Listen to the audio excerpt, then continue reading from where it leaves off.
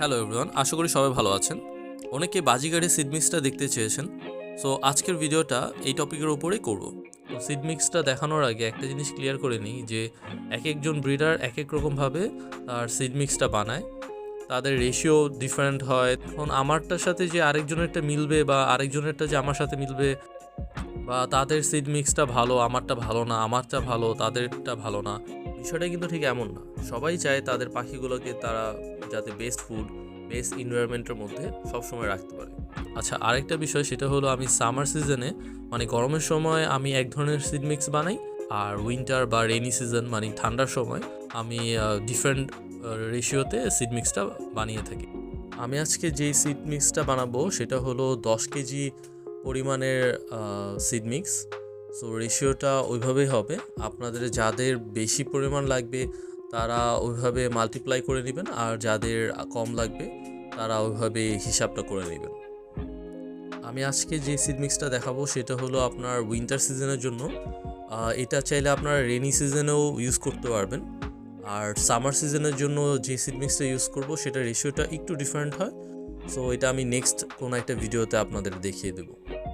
আমি মোস্টলি 3টা জায়গা থেকে সিড মিক্সটা কালেক্ট করি। প্রথমটা হলো খিলগাঁও বাজার, যেটা অনেকেই খিলগাঁও কাঁচা বাজার নামে চিনে থাকে। আরেকটা হলো যে আপনার কারণ বাজার ঢাকা শহরে কম বেশি সবাই চিনে। আর আরেকটা জায়গা থেকে নেই, সেটা হলো আমার লোকাল এরিয়া থেকে। আজকে এই সিড মিক্সটা বানানোর জন্য আমি খিলগাঁও বাজার থেকে সিডগুলো কালেক্ট করি।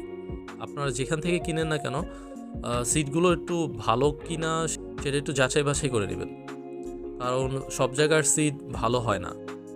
আমি সবসময় একটু ভালো সিড মিক্স কেনার চেষ্টা করি।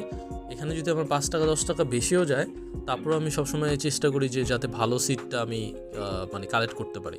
আমি সবাইকে সাজেস্ট করবো যে আপনারা যখন সিড মিক্সগুলো বানানোর জন্য সিডগুলো কালেক্ট করবেন, ট্রাই করবেন যাতে সিডগুলো একটু ভালো কোয়ালিটির হয়।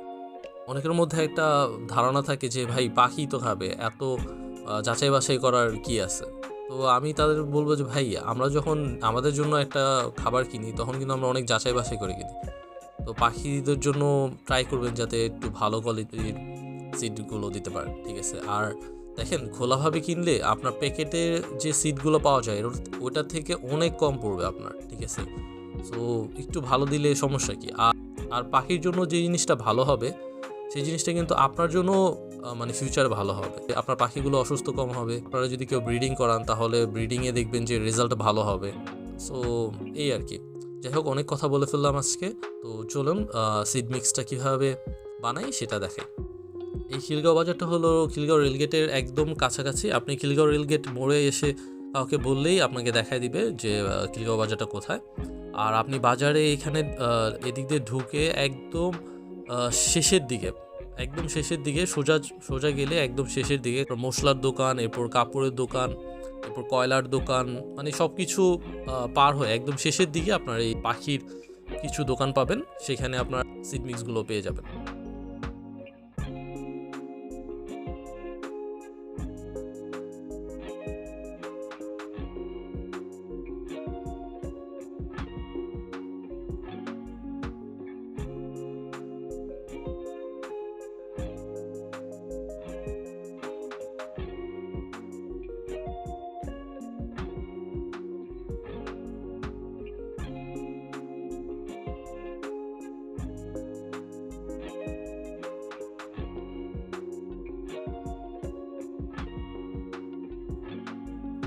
প্রথমে আমি যেই সিড মিক্সটা নেই সেটা হলো সূর্যমুখীর বীজ।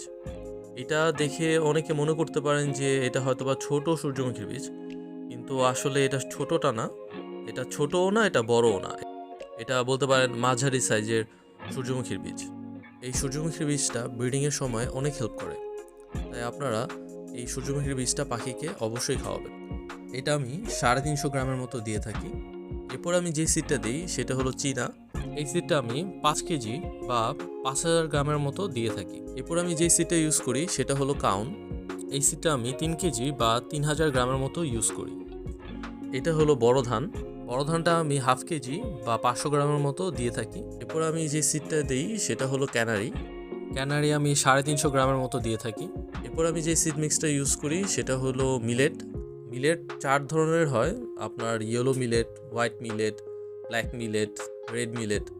তো আমি আলাদা আলাদাভাবে না নিয়ে আমি আপনার একটা মিক্স পাওয়া যায় যে মিলেট মিক্স, সেটাই নিই। এখানে আপনার 4 ধরনের মিলেট দিয়ে একটা মিক্স থাকে।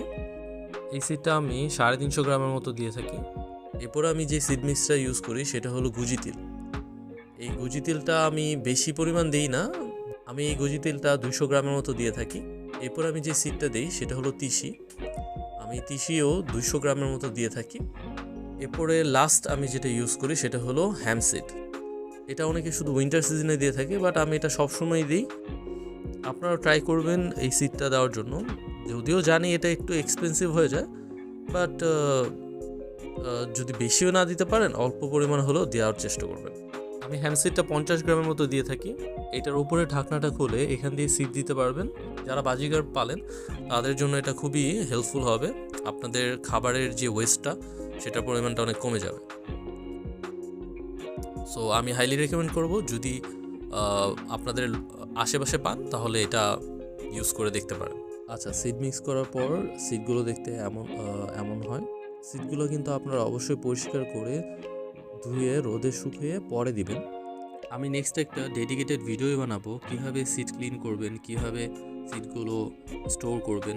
আপনারা যদি সিড মিক্স এবং পানি পরিষ্কার পরিচ্ছন্ন দিতে পারেন তাহলে দেখবেন যে পাখির রোগ একদমই হবে না। আমি সিড মিক্সগুলো একটা বাকেটের মধ্যে রাখি, আপনারাও ট্রাই করবেন সেফ বাকেটে বা সেফ কোথাও রাখার জন্য, যাতে পোকামাকড় সিডগুলো নষ্ট করতে না পারে। সম্পূর্ণ ভিডিওটা দেখার জন্য আপনাদের অসংখ্য ধন্যবাদ। নেক্সট কোন বার্ডের সিড মিক্স দেখতে চান আমাকে কমেন্ট করে জানাতে পারেন।